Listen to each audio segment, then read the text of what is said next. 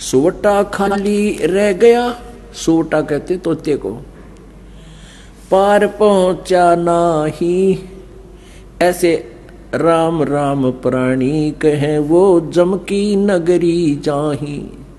जिसके अंदर कसक नेहरू पर तो मंत्र जाप करते हैं, कहते हैं वो सूट तोते की तरह रटला रहे हैं। सोवटा पढ़े सुभान गति, अंदर नहीं उचारे। कुंज कुरल अंडपोख है ये कोस सैंस हजारे।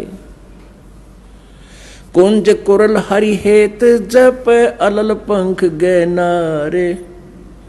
हृदय शुद्ध शरीर सर ये कच्छप दृष्टि निहार।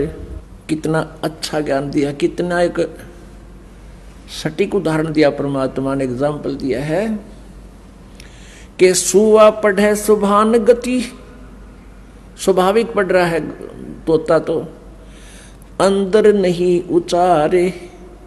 और कुंज कुरल अंडपोख है ये कोस सहस हजार। इधर जो ये कुंज आती है ना, कुंज सर्दियों इनमें वर्षा के दिनों में कुंज आती है, कुंज पक्षी होते हैं और वो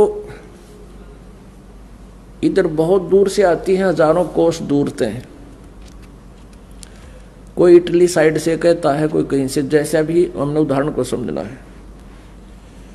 वहाँ अधिक सर्दी होती है, जिस क्षेत्र में अधिक बर्फ गिरती है वहाँ वो क्या करती हैं, वो अंडे वहाँ पैदा कराती हैं कुंज पक्षी, और वहाँ से ये चल पड़ती हैं इधर जहाँ नॉर्मल टेम्परेचर होता है और जहाँ उनको आहार प्राप्त होता है, यहाँ आ जाते हैं।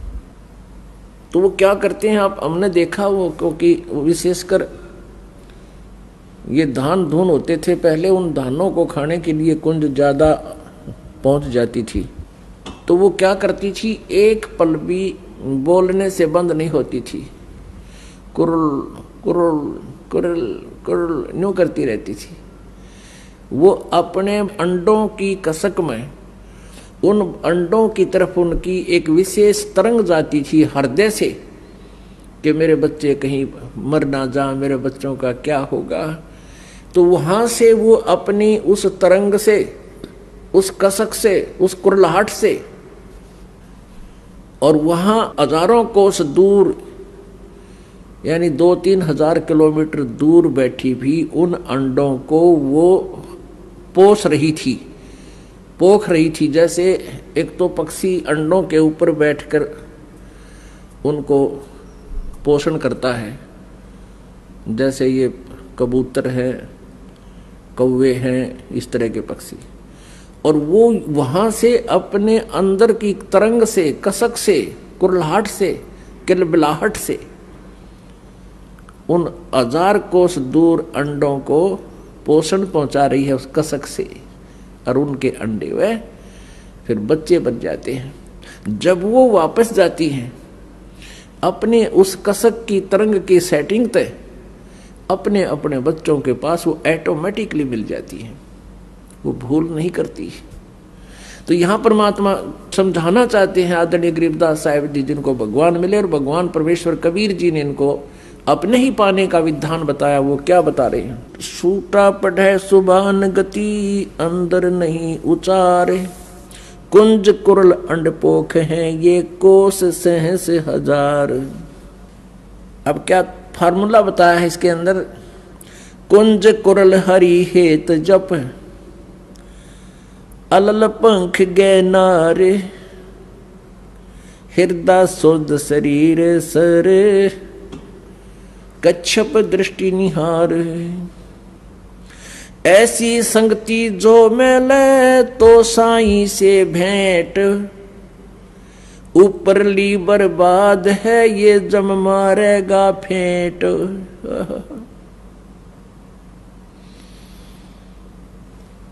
ऐसे यदि आप परमात्मा को याद करते हो तो आपकी सफल होगी, आपका साईं परमात्मा से भेंट माने साक्षात्कार होगा। कुंज कुरल हरि हेत जप, अलल पंख गैनारे। हृदय शुद्ध शरीर सरन्यो कच्छप दृष्ट निहारे। जैसे आप जी ने यजुर्वेद अध्याय नंबर 40 के श्लोक नंबर 15 में, मंत्र नंबर 15 में सुना, उसमें क्या लिखा है? वायु अनिलम अमृतम अथिदम भस्मांतम शरीरम ओम कर्तो समर किलबे समर और कर्तुम समर। यदि तुमने ब्रह्म तक का लाभ लेना है, उसकी भी साधना करने का ये तरीका है। ओम नाम का जाप कर, काम करते करते कर। और किलबे माने किलबिलाहट के साथ, विशेष कसक के साथ, जैसे कुंज पक्षी अपने बच्चों की एक पल भी याद नहीं भूलता और हृदय से याद करता है, कुरुल कुरुल, यानी विशेष किलबिलाहट से, विशेष कसक के साथ। किलबे माने ऐसे ढंग से जाप कर जैसे कुंज पक्षी अपने बच्चों को, अंडों को याद करता है कुरलाहट से, अंदर की कसक से, उसको किलबे बोलते हैं। और कर्तुम समर, अपने जीवन का मूल कर्तव्य जानकर के मनुष्य जीवन मनुष्य परमात्मा प्राप्ति के लिए ही मिला है। ऐसे भगवान जब, तो तब कैसे होगा? ऐसी संगति जय मिले तो साईं से भेंट, ऊपरली बर्बाद है जब मारेगा फेंट। ऐसे जब तुम साधना करोगे इसी कसक के साथ, तो परमात्मा का साक्षात्कार होगा। और ऊपरली बर्बाद है, ऊपर आठ माला फेर दी, कहते परमात्मा कहते वो अच्छी बात है, अगर उसमें मंत्र में ध्यान रहा है तो वो सफल है। नहीं तो परमात्मा कहते हैं जीव या तो मुख में परे फिरे और माला फिरे कर्मा ही, कर्मा ने हाथ में, और मनवा तो 34 फिरे, ये तो सिमरना ही। विशेष कसक के साथ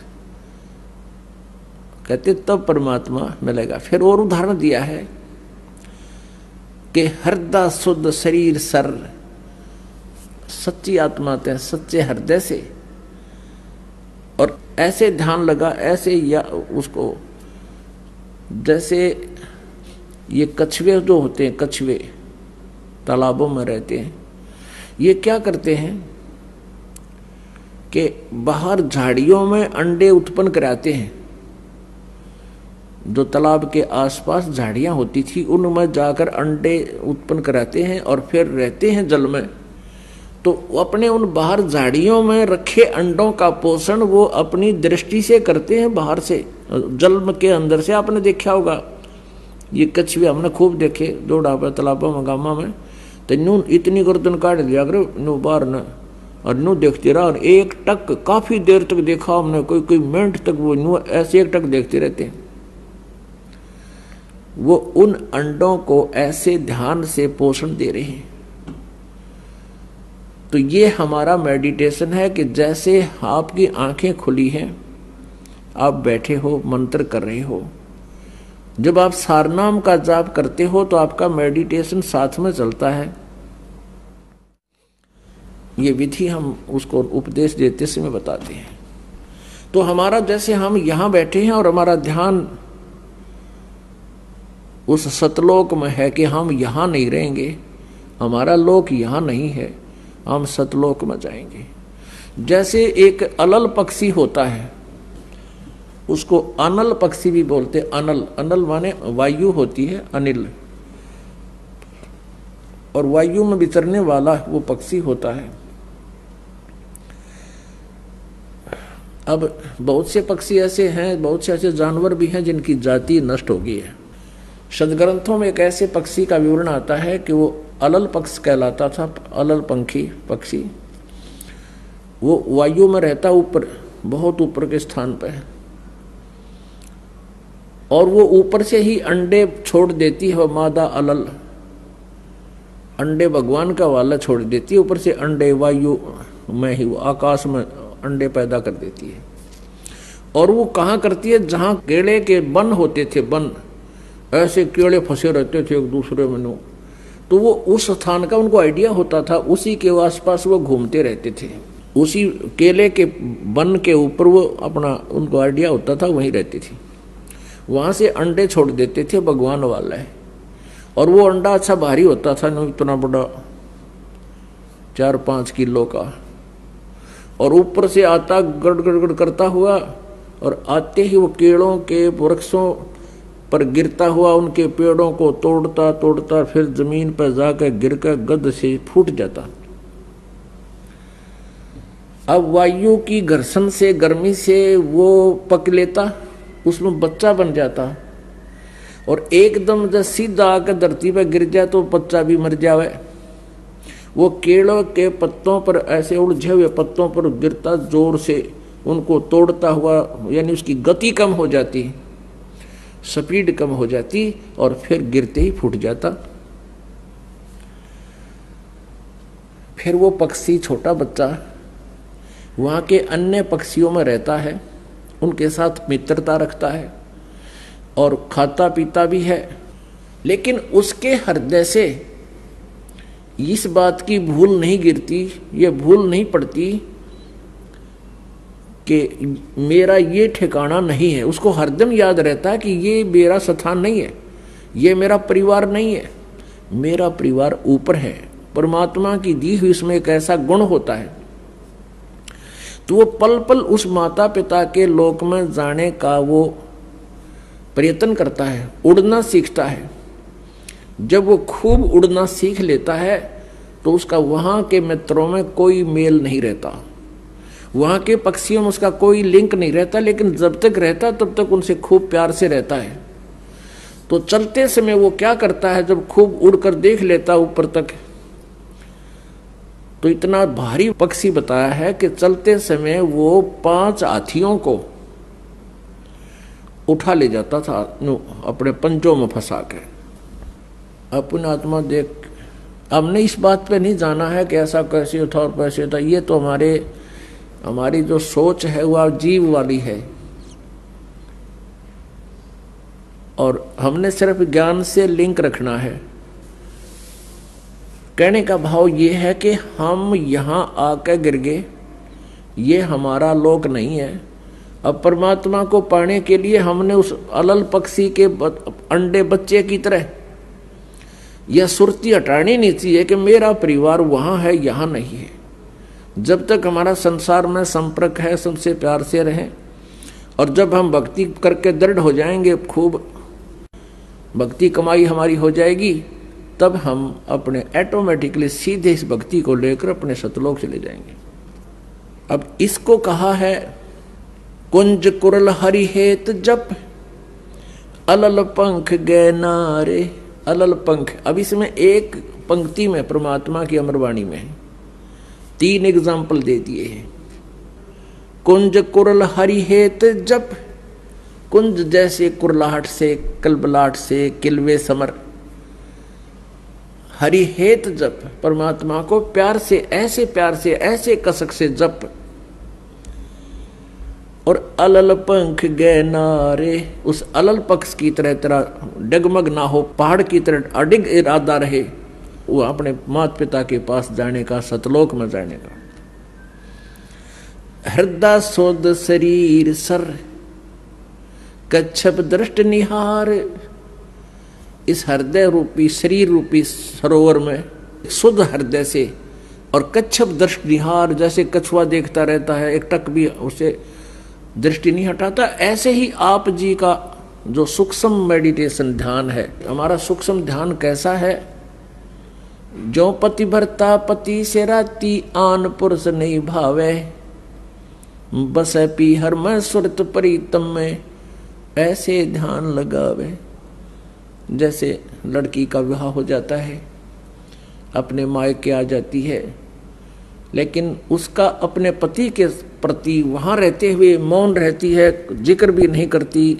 तो ऐसा हमारा ध्यान है जैसे लड़की अपने माता पिता के यहाँ रहते हुए भी अपने पति का ध्यान उससे हटता नहीं। तो ऐसे ही कहते हैं जैसे कच्छप दृष्टि निहार, हम यहाँ रहते हुए भी सतलोक जाएंगे, हमारी कच्छप यानी कछुए जैसी नजर दृष्टि, वह सूक्ष्म दृष्टि सतलोक में जाने वाली ऐसे निरंतर बनी रहे, तो तब हम परमात्मा पाएंगे। ऐसी संगति जो मिले तो साईं से भेंट, यदि ऐसा कोई संत मिले, ऐसी संगत वाला संत मिले, ये मार्गदर्शन करने वाला मिले, तो भगवान प्राप्ति होगी, परमात्मा का साक्षात्कार होगा। और ऊपरली बर्बाद है जब मारेगा फेंट, यानी जैसे ऐसी कसक नहीं है और साधना भी कर रहे हो तो काल तुम्हारे ऊपर कभी भी अटैक कर सकता है। जैसे सूरज के आगे बदरा ऐसे कर्म छयारे, प्रेम की पवन कर चतु मंजन जलक तेज नयारे। अपने आत्मा ज्ञान से और इस भक्ति के साधना से, सत साधना से आपके हृदय में एक विनम्रता आवेगी, एक विशेष प्रेम जागेगा भगवान का, और वो उस प्रेम की दशा बहुत अजीबो गरीब होती है। परमात्मा कहते हैं प्रेम छुपाया ना छुपे, जागट प्रगट हो, मुक्त चाहे बोला नहीं पर नैन देते हैं रो। जब आप परमात्मा की हम कोई कथा सुना है, कभी ऐसी कोई चर्चा चलती है, तो आंखों में ऑटोमेटिकली आंसू आ जाती है।